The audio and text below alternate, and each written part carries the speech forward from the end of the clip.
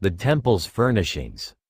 King Solomon sent to Tyre and brought Huram, whose mother was a widow from the tribe of Naphtali and whose father was a man of Tyre and a craftsman in bronze. Huram was highly skilled and experienced in all kinds of bronze work. He came to King Solomon and did all the work assigned to him.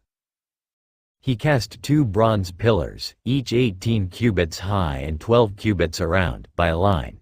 He also made 2 capitals of cast bronze to set on the tops of the pillars. Each capital was 5 cubits high. A network of interwoven chains festooned the capitals on top of the pillars, 7 for each capital.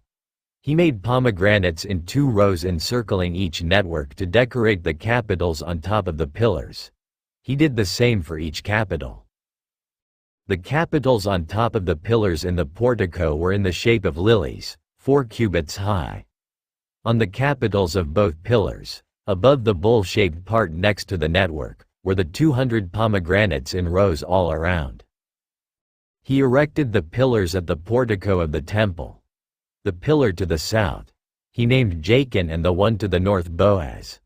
The capitals on top were in the shape of lilies, and so the work on the pillars was completed. He made the sea of cast metal, circular in shape, measuring 10 cubits from rim to rim and 5 cubits high. It took a line of 30 cubits to measure around it. Below the rim, gourds encircled it 10 to a cubit.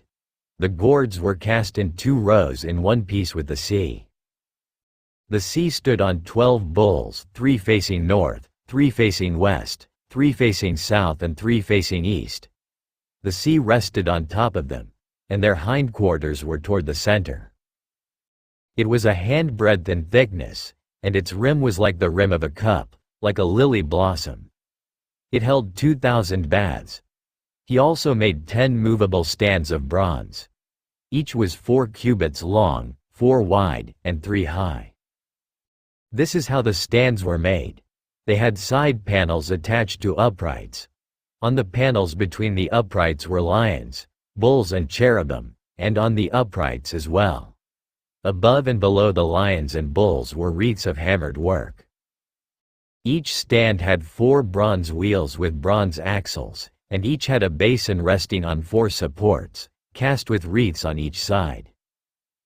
On the inside of the stand, there was an opening that had a circular frame 1 cubit deep. This opening was round, and with its basework, it measured 1.5 cubits. Around its opening, there was engraving. The panels of the stands were square, not round. The 4 wheels were under the panels, and the axles of the wheels were attached to the stand. The diameter of each wheel was 1.5 cubits. The wheels were made like chariot wheels. The axles, rims, spokes, and hubs were all of cast metal. Each stand had 4 handles, 1 on each corner, projecting from the stand. At the top of the stand, there was a circular band 0.5 cubit deep. The supports and panels were attached to the top of the stand. He engraved cherubim, lions, and palm trees on the surfaces of the supports and on the panels, in every available space, with wreaths all around. This is the way he made the 10 stands. They were all cast in the same molds and were identical in size and shape. He then made 10 bronze basins, each holding 40 baths and measuring 4 cubits across, 1 basin to go on each of the 10 stands. He placed 5 of the stands on the south side of the temple and 5 on the north. He placed the sea on the south side, at the southeast corner of the temple. He also made the basins and shovels and sprinkling bowls. So Huram finished all the work he had undertaken for King Solomon in the temple of the Lord. The 2 pillars, the 2 bowl-shaped capitals on top of the pillars, the 2 sets of network decorating the 2 bowl-shaped capitals on top of the pillars.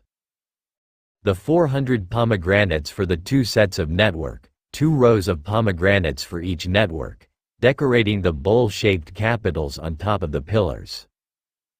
The 10 stands with their 10 basins, the sea and the 12 bowls under it, the pots, shovels, and sprinkling bowls.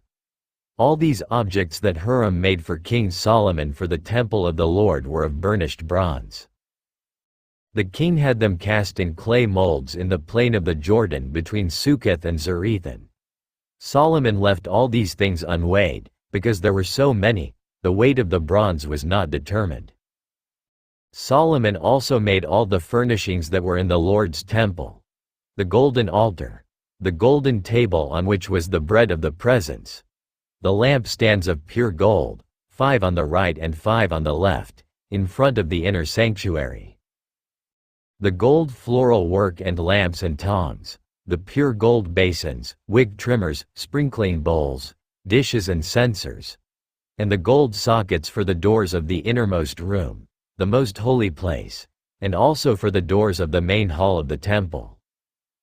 When all the work King Solomon had done for the temple of the Lord was finished, he brought in the things his father David had dedicated, the silver and gold and the furnishings, and he placed them in the treasuries of the Lord's temple.